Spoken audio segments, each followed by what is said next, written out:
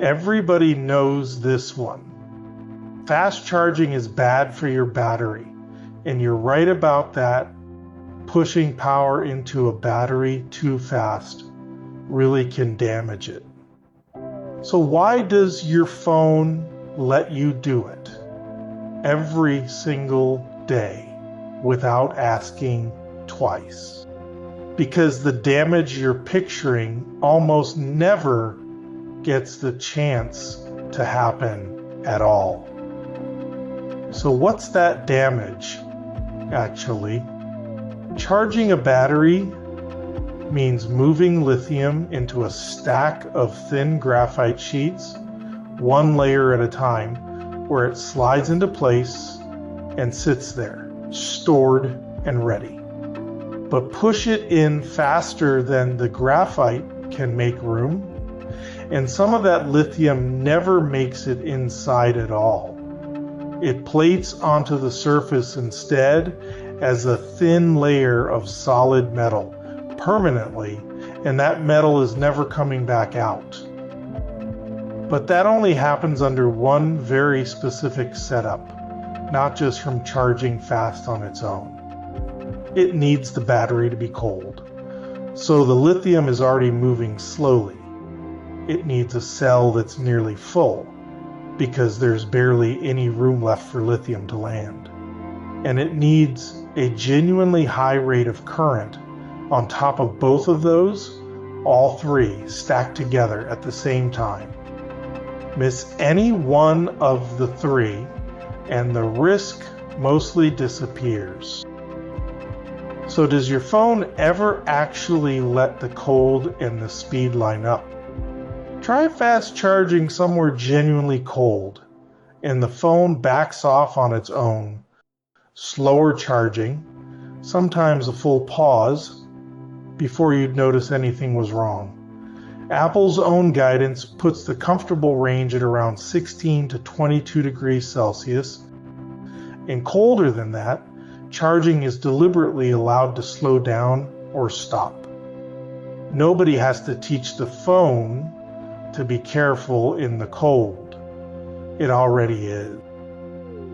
And the same goes for nearly full, just for a different reason entirely. Long before your phone reaches 100%, the charger is already easing the current down, a limit on voltage, not a favor to the battery. And it happens on every single charge, hot day or cold, fast charger or slow. Android phones run their own version of the same taper and the same caution in the cold under their own name for it. Line up cold, full, and fast, all three. And there's almost no moment left where a real phone actually sits in that combination.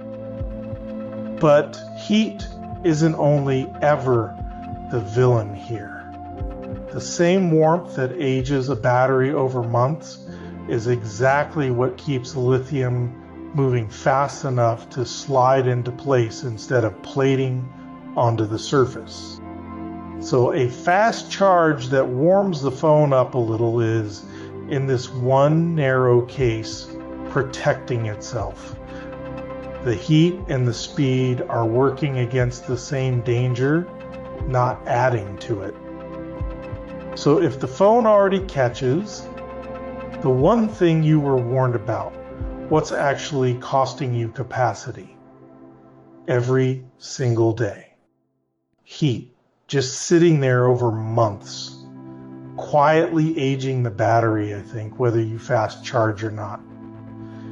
And time spent parked at a high percentage, plugged in long after it already hit 100.